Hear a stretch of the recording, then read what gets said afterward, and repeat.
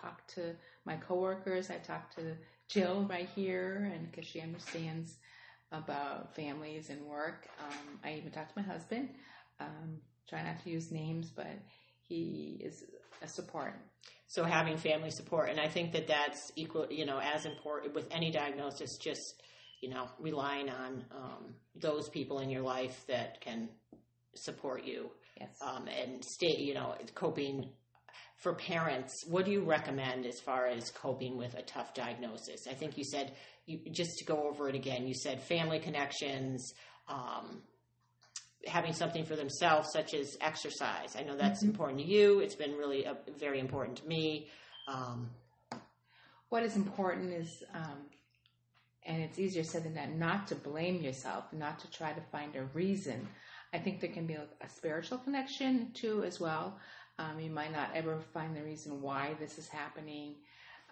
Expect to have people say to you, "Oh, you're so strong." When in doubt, we're not strong. I dealt with that having NF. "Oh, you're a strong person," which, one, I'm not, and two, I wish I was a wimp. But I think just having awareness of the feelings you will have, denial, anger, that's okay. But if you can have a small measure of hope, that is going to be benefit to you. Oh, that's beautiful. I'm trying to think of anything that we haven't covered. Do you have anything else that you wanted to talk about, looking at your own notes? I think I did say we were talking about not just about having a disability. I have written down here, people say stupid things. Oh, yeah.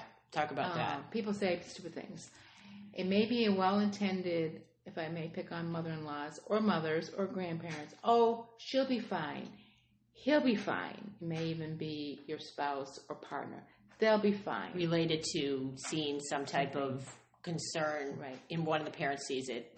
And that does not help. Yeah. "Oh, I have the bumps in my face, that's NF," and people say, "Oh, I don't see them." It doesn't help.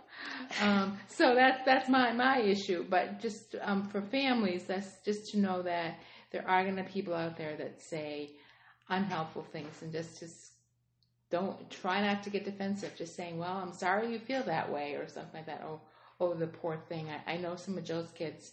I know Jill's kids, all of them. And I am so blessed to have them. I mean, they have made me laugh. I could have a whole nother podcast. We'll have the laughing podcast next time. Yeah, next time. The things they've said to me, and they've blamed their TSC on it. Said, "Don't give me that. It's because you're a teenager." So it's staying grounded in reality, right, and acceptance, right, and giving yourself a freaking break. Right. Give yourself a break. If you want to cancel an early intervention visit with us, that's okay. I've had families saying that I come every week, and I tell them, if you're just having a bad day, it's okay. And I've had families even call me up and say, can I bring a cup of coffee? And that's okay. We're all human. Yeah, I think that's excellent. I think you're so well suited based on so many things, but, particularly having a condition such as neurofibromatosis. Just to kind of wrap this up, can you give me some positive takeaways as far as what you've learned over the course of your life? Because I know there's adults out there that might be listening that have tuberous sclerosis complex, or young adults, and people that have children that are wondering how it's going to play out. And, can you just talk about that a little bit? Sure. Putting you on the spot. You are putting me on the spot, but I think we've talked about this. It's like we can't predict the future. I think if we can just have a little ray of hope. And better treatments.